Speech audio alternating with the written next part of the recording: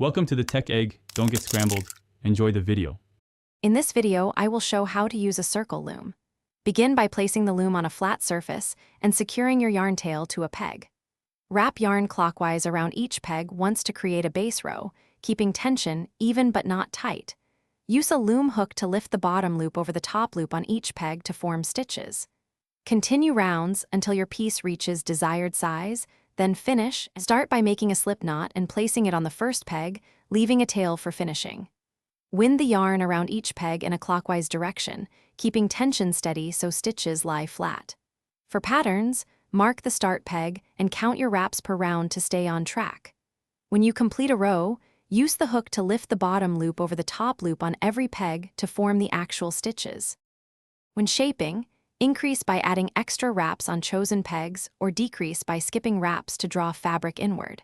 For hats, shift to smaller loom sizes or use fewer rounds to taper the crown naturally. Bind off by lifting loops and threading the working yarn through remaining loops, then pull snug to close any hole.